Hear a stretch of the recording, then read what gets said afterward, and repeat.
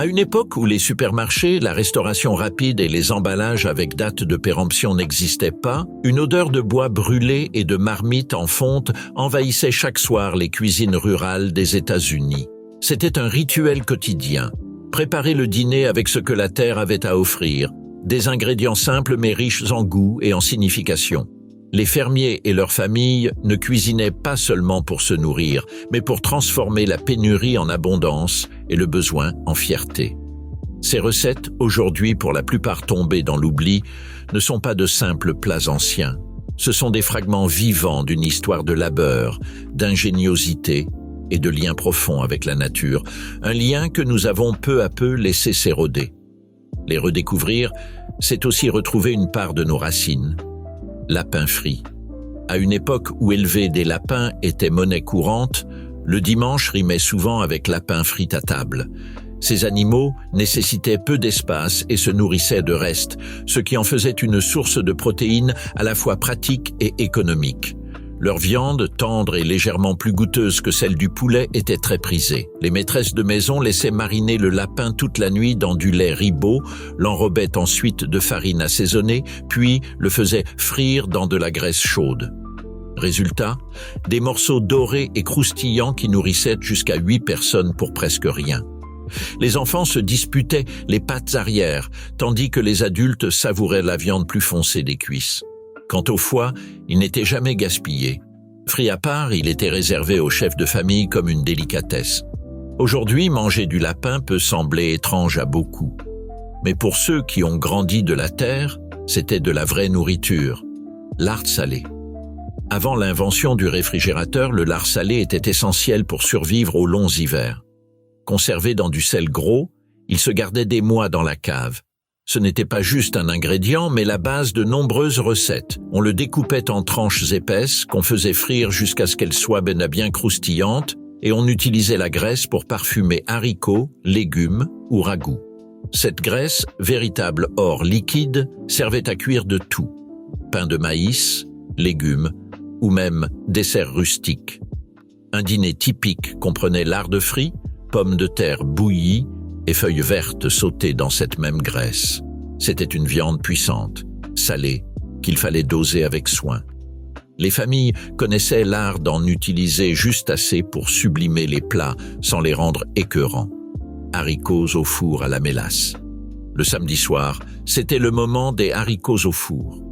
Pas une recette rapide, c'était une préparation lente qui embaumait la maison d'arômes sucrés et fumés pendant toute la journée.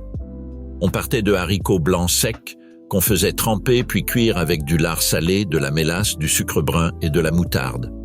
Le tout était cuit au four pendant 6 à 8 heures, jusqu'à obtention d'une sauce épaisse, foncée, à la fois sucrée et salée. On les servait avec du pain complet et une salade de choux. Les restes faisaient d'excellents petits déjeuners le dimanche ou des dîners rapides en semaine. Tellement emblématiques de la vie rurale qu'en ville, on les appelait les haricots des campagnes. Œufs durs. Bien plus qu'un simple encas, les œufs durs occupaient souvent la place centrale dans les repas du soir. Comme les poules pondaient toute l'année, les œufs représentaient une source constante et fiable de protéines. On en faisait cuire en grande quantité, puis on les utilisait dans des salades, des conserves au vinaigre ou des sauces crémeuses servies sur du pain ou des biscuits. Coupés en deux, les œufs étaient déposés sur une sauce faite de beurre, de farine et de lait frais de la ferme. Parfois, on y ajoutait du bacon ou des restes de jambon. L'essentiel était d'utiliser des œufs tout juste pondus par des poules élevées en plein air. Des jaunes bien orangés et des blancs fermes qui restaient entiers même après la cuisson. Scrapple. Inventé par les fermiers hollandais de Pennsylvanie, le scrapple permettait de ne rien gaspiller du cochon.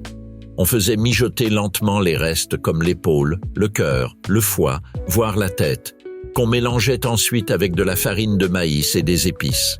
La pâte obtenue était coulée dans des moules, refroidie, puis découpée en tranches épaisses qu'on faisait frire jusqu'à ce qu'elles soient croustillantes à l'extérieur et fondantes à l'intérieur. Véritable symbole d'ingéniosité rurale, le scrapple transformait des déchets en un délicieux petit déjeuner. Servi avec des œufs et des pommes de terre, Il était si populaire que certains producteurs se déplaçaient de ferme en ferme pendant la saison d'abattage pour le préparer sur commande. Épinards aux ufs. Les épinards, abondants au printemps et en automne, devenaient un plat principal lorsqu'ils étaient associés aux œufs. On les faisait revenir dans de la graisse de lard, puis on cassait des œufs par-dessus, qu'on cuisait jusqu'à ce que le blanc prenne et que le jaune reste coulant. Certains y ajoutèrent de l'ail ou de l'oignon, d'autres préféraient une simple pincée de sel et de poivre. On accompagnait le tout de pain de maïs ou de biscuits, parfait pour tremper dans le jaune. Ce plat était courant dans les communautés allemandes, où l'épinard était un légume très cultivé. La clé, des feuilles fraîchement récoltées, tendres, qui ne nécessitaient pas de cuisson prolongée. Le dîner bouilli. En Nouvelle-Angleterre, le boiled dinner était un repas complet, mijoté dans une seule grande marmite. On commençait par un bon morceau de viande salée ou de corned beef, qu'on faisait cuire à feu doux pendant des heures. Ensuite, on ajoutait les légumes en suivant un ordre précis. Pommes de terre et carottes d'abord, puis navets et panais, et enfin, le chou pour les 30 dernières minutes. Le résultat, un plat tendre, savoureux et simple à réaliser. On le servait avec de la moutarde ou du roquefort, accompagné de beaucoup de pain pour tremper dans le bouillon. Les restes étaient hachés et frits avec des pommes de terre pour préparer le célèbre red flannel hash. Rien n'était perdu. Pain au lait chaud. Lorsqu'un membre de la famille était malade ou que l'argent venait à manquer, le pain au lait chaud apportait réconfort et nutrition. Il s'agissait de morceaux de pain grillés recouverts de lait chaud assaisonné de beurre, de sel et parfois d'un peu de sucre. Le pain absorbait le lait, devenant moelleux, presque comme une bouillie. On utilisait du lait frais de la ferme et du pain rassis de la veille. Idéal pour les personnes âgées ou les enfants, ce plat était facile à digérer et préparer avec amour. Certains ajoutèrent de la cannelle ou de la muscade. Simple mais satisfaisant, il reflétait l'abondance modeste de la vie rurale. Galettes de choux. Quand les récoltes de choux étaient généreuses, on utilisait ce légume pour préparer des galettes nourrissantes. Le chou était râpé, mélangé avec des œufs, de la farine et des épices, puis frit jusqu'à obtenir une texture dorée et croustillante. On pouvait y incorporer des restes de jambon ou de bacon, ou les laisser simples. Servies chaudes, avec de la crème aigre ou une sauce, ces galettes étaient très populaires dans les communautés allemandes. Bon marché, savoureuses et rassasiantes, elles constituaient un repas à part entière. Le secret, bien égoutter le chou pour qu'il ne rende pas trop d'eau pendant la cuisson. Pâtes de poulet et boulettes. Rien n'était gaspillé, pas même les pâtes de poulet. Elles étaient soigneusement nettoyées, puis cuites pendant des heures afin de produire un bouillon gélatineux et riche en saveurs. On y ajoutait des légumes et juste avant de servir, on déposait des cuillerées de pâte à dumpling dans la marmite qui cuisait à la vapeur. Le résultat, un ragoût épais, réconfortant, chargé de collagène. En hiver, c'était un repas parfait. Les enfants étaient souvent réticents au départ, mais finissaient conquis par cette soupe savoureuse et les boulettes moelleuses. Tarte à l'oignon. Quand les oignons abondaient, ils devenaient l'élément central d'un dîner rustique, la tarte à l'oignon. Les oignons étaient lentement caramélisés, puis mélangés à des œufs et de la crème pour former une garniture onctueuse et parfumée. On pouvait y ajouter du jambon ou du lard, mais souvent, la douceur des oignons suffisait. Le tout était cuit dans une pâte à tarte et servi chaud, accompagné d'une salade, très courante dans les communautés rurales d'origine française. Le secret résidait dans une cuisson lente des oignons pour en révéler toute la douceur et la profondeur de goût. Salsifis. Le salsifis, parfois appelé plante huître, était très apprécié pour sa saveur douce et sa texture crémeuse. On le récoltait à l'automne, après la première gelée, moment où il devenait plus sucré. On le faisait bouillir, puis on préparait des beignets. Le salsifis était écrasé, mélangé à des œufs et de la farine, puis frit jusqu'à obtention d'une belle coloration dorée. On pouvait aussi le cuire en sauce ou l'ajouter à des ragoûts. Il se conservait bien dans des caves fraîches. Les enfants aidaient à le cueillir, apprenant à le reconnaître grâce à ses longues feuilles fines. Langue de bœuf. La langue de bœuf était un mets raffiné dans de nombreuses fermes. On la faisait cuire pendant des heures, jusqu'à ce qu'elle devienne tendre. On l'épluchait, puis on la servait en tranches. Elle se dégustait froide, avec des cornichons et de la moutarde, ou chaude, nappée d'une sauce préparée à partir du bouillon de cuisson. Réservée aux occasions spéciales, elle surprenait souvent les enfants au début, mais ils finissaient par en apprécier la texture et la saveur délicate. C'était un parfait exemple de la philosophie rurale. Tout utiliser et transformer chaque partie de l'animal en un plat délicieux. Soupe froide au bas beurre. Pendant les chaudes journées d'été, lorsque cuisiner devenait insupportable, les familles rurales préparaient une soupe froide à base de bas beurre. On mélangeait ce bas beurre avec des concombres, des radis, des oignons nouveaux et de l'ânette, tous finement hachés. On y ajoutait des œufs durs pour les protéines et parfois des pommes de terre ou des betteraves pour rendre la soupe plus nourrissante. Elle se servait bien froide, accompagnée de pain épais. Très populaire dans les communautés allemandes et scandinaves, cette soupe était parfaite pour les jours de moisson où l'on avait besoin de fraîcheur et de nutriments. Sandwich de tomates vertes.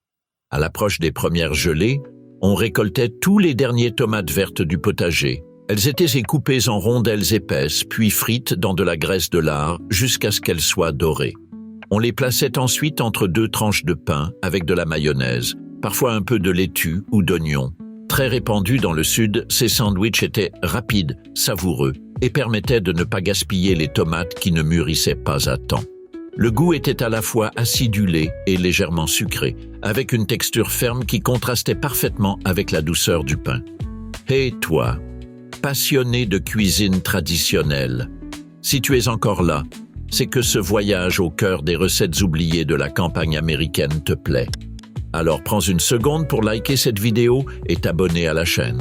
C'est gratuit et ça nous aide énormément à continuer de faire revivre ces trésors du passé. Et maintenant, poursuivons avec d'autres plats étonnants qui te transporteront au cœur des anciennes cuisines rurales. Nouilles au choucroute. Les familles allemandes des campagnes préparaient ce plat réconfortant avec des ingrédients simples. Les nouilles aux œufs étaient cuites, puis mélangées à de la choucroute revenue dans du beurre et des oignons. Parfois, on y ajoutait du lard ou du jambon, mais souvent, le chou fermenté et les nouilles suffisaient à créer un plat savoureux. Il se servait avec des saucisses ou des côtelettes, parfait pour l'hiver grâce à sa richesse en vitamine C et son pouvoir rassasiant. Le secret ? Utiliser de la choucroute maison et ne pas trop cuire les nouilles. Salade tiède. Une recette unique des campagnes. Des légumes frais flétris à la graisse chaude et assaisonnés avec du vinaigre et une pointe de sucre.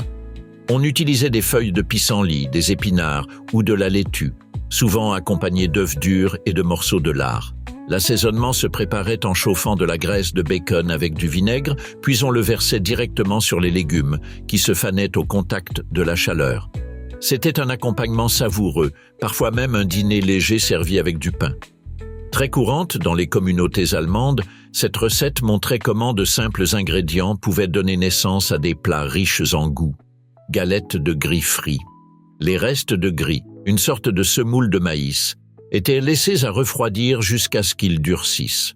On les découpait ensuite en tranches épaisses et on les faisait frire jusqu'à ce qu'elles deviennent croustillantes à l'extérieur et fondantes à l'intérieur. Elles se servaient avec du miel, de la mélasse ou du sirop, ou accompagnées d'œufs et de bacon au petit déjeuner. Dans le sud, on les appréciait tellement qu'on préparait souvent des grits en excès, juste pour pouvoir faire ces galettes le lendemain. Certains ajoutaient même du jambon ou du lard à la pâte avant de la refroidir, pour encore plus de saveur. Courge farcie. La courge d'hiver devenait un plat complet. On la vidait puis on la garnissait de pain rassis, d'herbes et parfois de viande ou de charcuterie. La farce était composée d'oignons, de sauge, de thym, de chapelure et de restes de viande. On la faisait cuire jusqu'à ce que la courge soit bien tendre et que la garniture prenne une belle couleur dorée. Le résultat était un plat consistant et élégant, idéal pour les grandes occasions. Très populaire en Nouvelle-Angleterre, il montrait comment un ingrédient humble pouvait briller avec un peu d'ingéniosité. Soupe de coups de poulet et orge. De nos jours, les coups de poulet sont souvent jetés, mais autrefois, ils étaient précieux pour faire des soupes nutritives et économiques. On les faisait cuire pendant des heures avec des légumes et des herbes pour obtenir un bouillon riche en goût et en collagène. On y ajoutait ensuite de l'orge, qui absorbait les saveurs et donnait de la consistance à la soupe. Enfin, on filtrait le tout pour retirer les eaux, ne laissant qu'un bouillon rempli de morceaux tendres et de légumes fondants. Une soupe parfaite pour affronter l'hiver avec chaleur et énergie. Foie de lapin. Considéré comme un mets raffiné à la ferme, le foie de lapin avait une saveur douce et une texture très tendre. On le préparait simplement, finement tranché. Il était rapidement poêlé dans du beurre ou de la graisse de bacon. On le cuisinait aussi avec des oignons caramélisés pour un contraste sucré-salé délicieux. Réservé aux chefs de famille ou aux invités spéciaux, ce foie ne devait pas être trop cuit pour conserver sa texture fondante et son goût subtil. En plus d'être savoureux, il était aussi très nourrissant. Haricots de feu de camp. Avant les conserves, les cow-boys cuisinaient leurs haricots directement sur les braises. Ils les faisaient tremper toute une nuit, puis les cuisaient lentement avec de la graisse, de la mélasse et ce qu'ils avaient sous la main. Oignons sauvages, piments séchés ou morceaux de lard. Cette cuisson lente produisait une texture crémeuse et un goût fumé inimitable. Ces haricots nourrissaient pendant plusieurs jours et gagnaient même en saveur à chaque réchauffé. On les mangeait avec du pain ou des biscuits à toute heure de la journée. Ragoût son of a gun. Lorsqu'on abattait un veau à la ferme, on utilisait même les abats les plus fragiles. Ce ragoût rustique comprenait le cœur, le foie, les reins et les gésiers, mélangés à des légumes ou à des tomates en conserve. Tout était d'abord saisi dans de la graisse, puis mijoté longuement jusqu'à ce que les morceaux les plus coriaces deviennent tendres et pleins de saveur. Ce plat demandait du savoir-faire, mais offrait une énergie précieuse. Très apprécié des fermiers, il leur permettait de tenir toute une journée de labeur intense. Galettes de maïs au suif de bison. Les peuples autochtones avaient appris aux colons à utiliser le suif de bison comme graisse de cuisson. Mélangé à de la farine de maïs et de l'eau, on obtenait des galettes croustillantes à l'extérieur et moelleuses à l'intérieur. On les faisait cuire sur des plaques de pierre ou des plaques chauffantes, et on les mangeait au petit déjeuner avec du miel ou en accompagnement de ragoût. Leur haute teneur en matière grasse fournissait une énergie durable. Avec la disparition du bison, cette recette s'est perdue aussi car le suif de bœuf n'offrait pas le même goût. Truite au feu de bois. Les ruisseaux de montagne regorgeaient de truites fraîches qu'on cuisait directement sur le feu. On les ouvrait, on les salait, puis on les grillait jusqu'à ce que la peau soit bien dorée et la chair fondante. On les mangeait sur place, au bord de la rivière. Cette préparation simple mettait en valeur la saveur naturelle du poisson. Un plat direct, rapide et plein de goût sauvage. Cuir de pommes.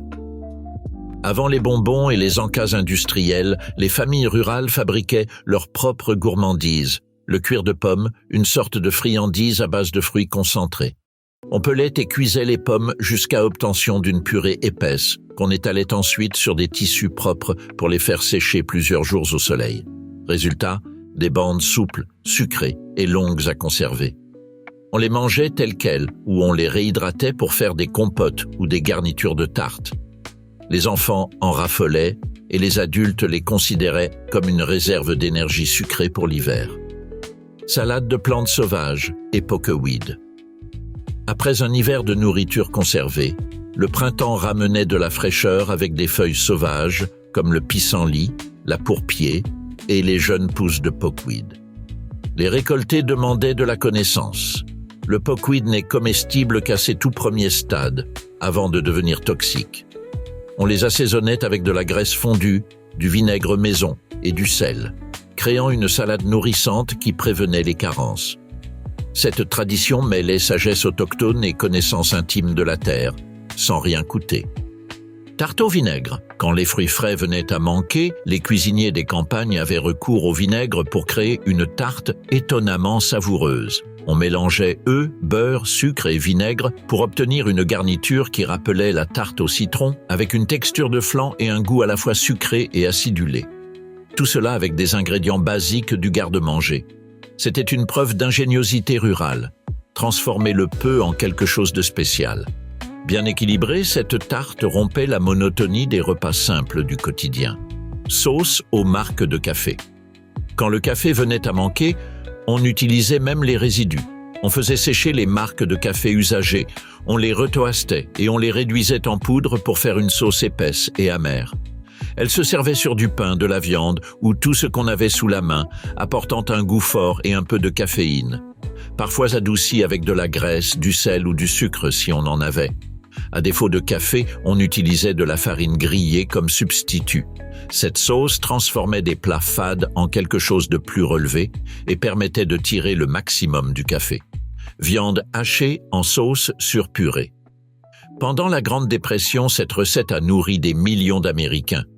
Une livre de viande hachée était cuite lentement avec de la farine jusqu'à former une sauce épaisse, enrichie de lait et de quelques épices simples. On la versait sur de grandes portions de purée de pommes de terre, remplissant les estomacs sans vider les portefeuilles. Les enfants en raffolaient, sans savoir qu'il s'agissait d'un plat de nécessité. Une démonstration que grâce à un peu de technique et de patience, on pouvait faire quelque chose de savoureux avec presque rien. Nous voici arrivés à la fin de ce voyage à travers les plats qui ont nourri des générations entières avec créativité, effort et beaucoup de saveur. Si tu as aimé cette vidéo, pense à laisser un like, t'abonner à la chaîne pour ne pas manquer le prochain épisode, la partager avec quelqu'un qui aime la cuisine chargée d'histoire et dis-nous en commentaire laquelle de ces recettes aimerais-tu goûter ou écris simplement le mot « tradition » si tu veux plus de contenu comme celui-ci. On se retrouve juste en dessous.